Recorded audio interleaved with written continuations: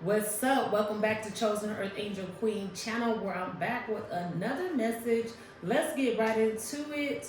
So today's message, it has everything to do with black families. Well, any family, really. I think any family, but I want to talk about one, the race, which is my own, which I know that has been targeted during the Jim Crow era, well, since slavery, really just been targeted to break up the black family.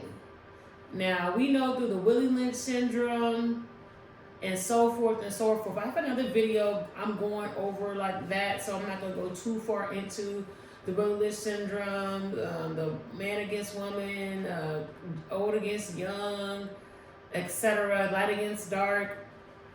Well, we have to understand if the masters, I guess, so-called masters, I don't know what other word to refer to them as, the people who stole this land in America and enslaved black people from Africa, or the black people that was originally here, the Aboriginals, the Indians, and the Africans that were already here prior to slavery, if they knew that it was significant to break up the black home, that's a big clue. That's a big light bulb aha moment. That lets us know that there is significance in black families. Now, if humans know that, how much more are we when we talk about spiritual warfare? Because I'm gonna point out the obvious with the humans. I want y'all to understand that. But I'm more so I'm speaking on a spiritual level. A lot of my messages are always only on the spiritual level. Okay. So, and before I even move into that, I want to just do a disclaimer because I feel like it's necessary. Every time that I say God or I refer to God as He, it's only conditioning from my time being a Christian. My mom was married to a pastor when I was 7 years old, okay? From 7 to 19 to 17, 18 years old, my mom was married to this pastor, so I was technically a PK for 10 years of my life, and this is pivotal time. So that's why you guys see a lot of my analogies referencing scriptures.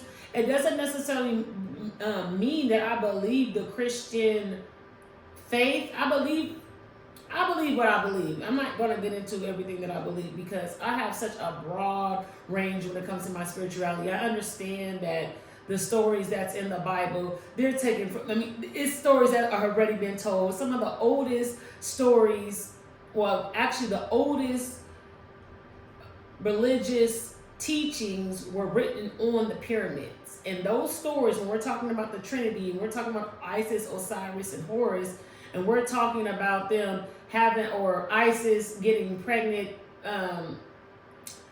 but by not sex, but really her injecting sperm into her husband's sperm into her. We're talking about a story that has been retold in so many different religions.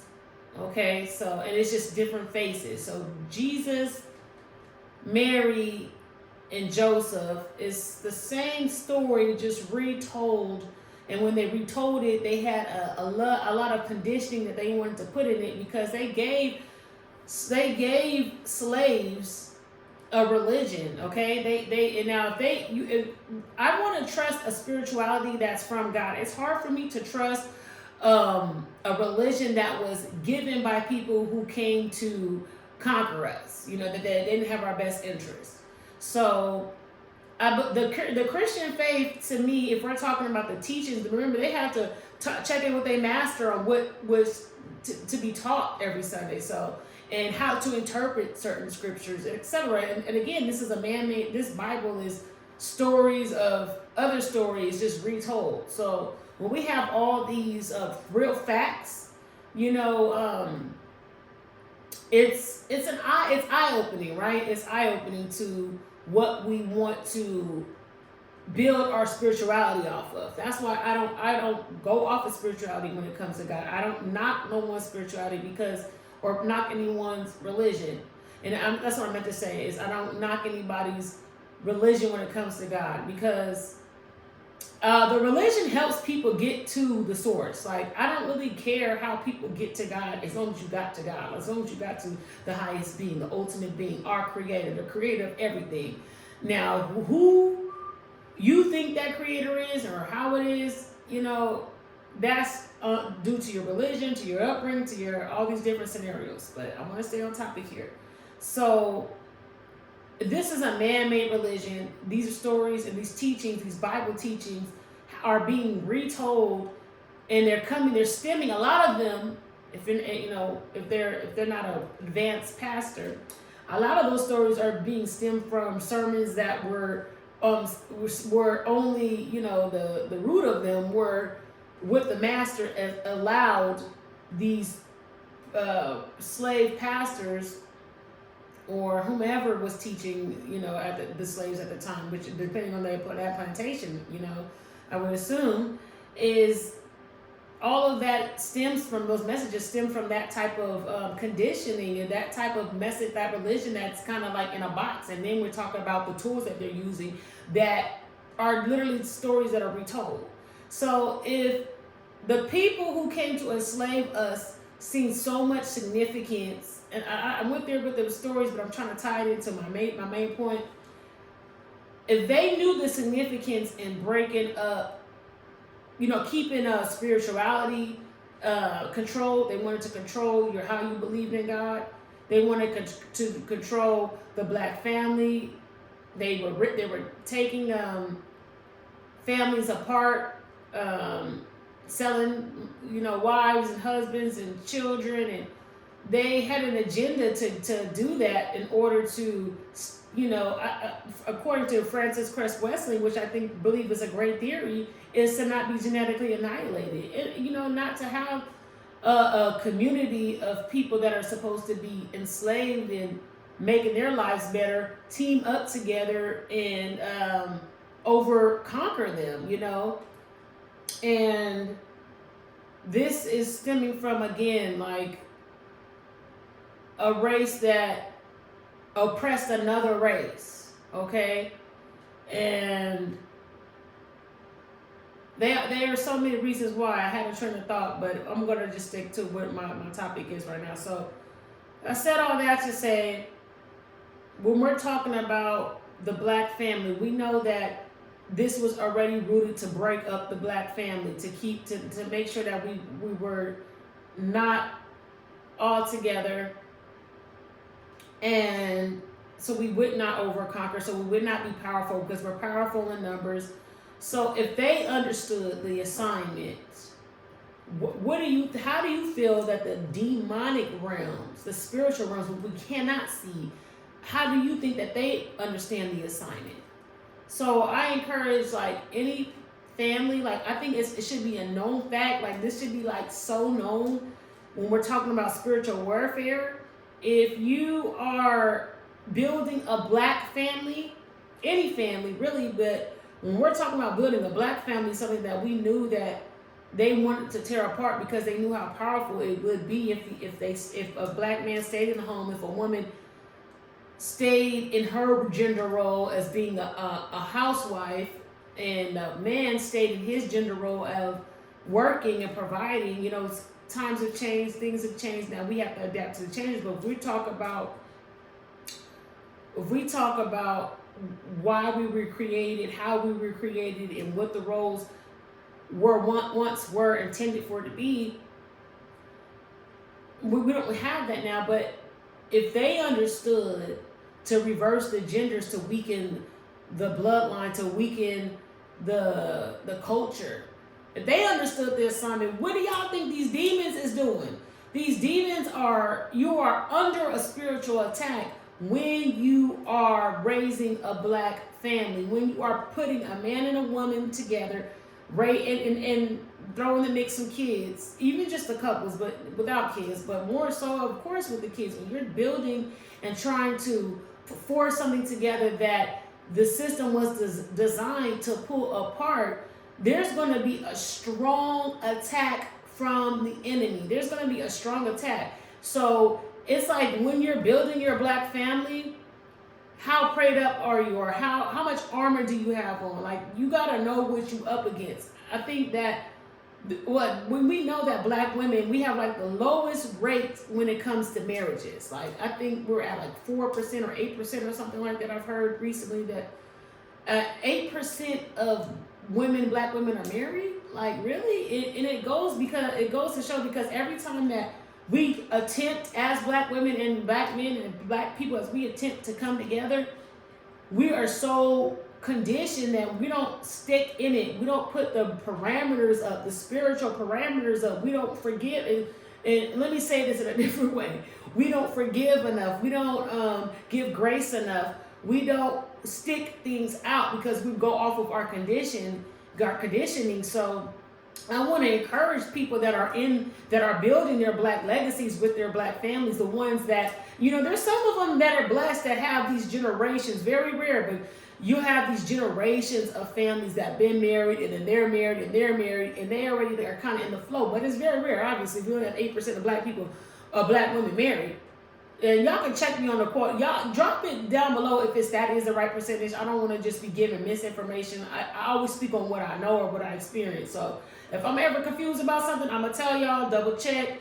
So that's one of the things. I'm not precise on the exact percentage. But for the most part, we know that there's not a lot of black people being married. We know that there's still an attack on the black family. And the best way to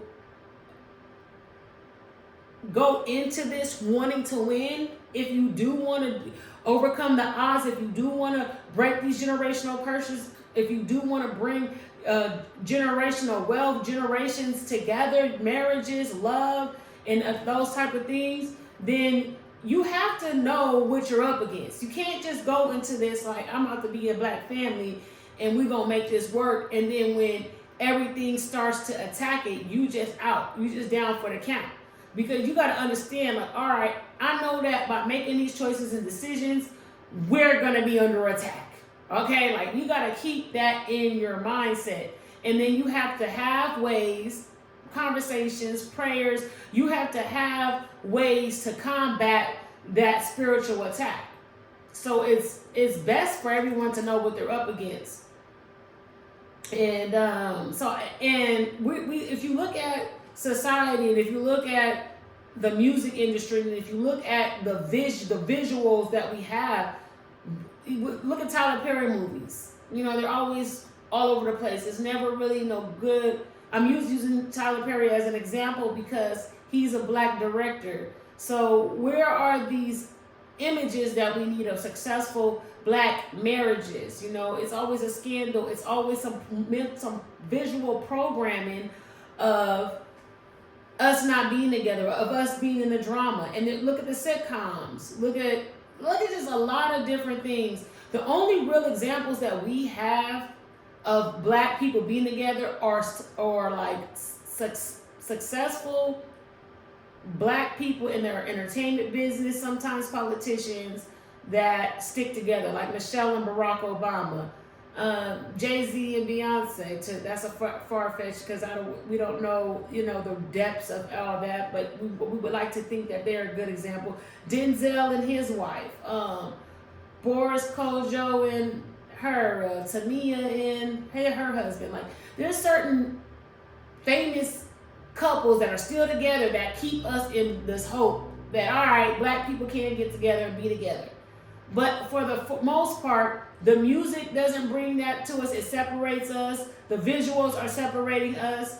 It is a big theme with black women where they feel like now that they have to go after a man for everything that he got. If he ain't got nothing, they don't want to deal with him. There's some lazy men that don't want to work, that think that a woman's supposed to take care of them. These men are more feminine. There's a lot more gay people. I could go on and on and on about the dysfunction when it comes to families in the black community. So I'm only saying all this because I'm coming from a person who wants to be very optimistic about my future and my black family that I am building and creating. So I know that in order for me to obtain what I want, it's going to take a lot of discipline, a lot of reprogramming, a lot of forgiveness, a lot of grace, a lot of putting God in the center of this, putting the spiritual, that positive foundation, that positive outlet to help have the Black family. So I just want to talk about that. I just want to salute to all the Black families that's out there that is successful. Some of those YouTubers, I don't know a lot of the YouTubers' names, but y'all be on point. Like, y'all be on point when I see y'all together, bracing y'all families and y'all kids together. Those are our examples now. Our examples are entertainers and social media influencers that are showing us that we are a happy Black family. We're together and we love each other. So I want to encourage, I want to salute those that are doing it, that are being those examples, and I want to encourage people to know that we can still do this. We just need to recognize what we're up against and keep God in the center. And that's my message for today, is really just acknowledging that we have to do more to get the results that we want. And I hope that y'all liked the message. If y'all did, make sure y'all like, share, and subscribe. Make sure y'all checking out my nail page where my nails are made with healing crystals, like these beautiful nails that I have on now. It's energynails.store. And also you can follow me on my IG. It's enails123. And thank you for rocking out with me. Make sure y'all like, share, and subscribe. Get in that comment section. Let me know what you think about what I'm talking about. Let me know your inputs, whether good, bad, happy, or sad. Y'all already know I'm up for it. I love criticism. But go hard on me. I'm gonna go hard on you though too.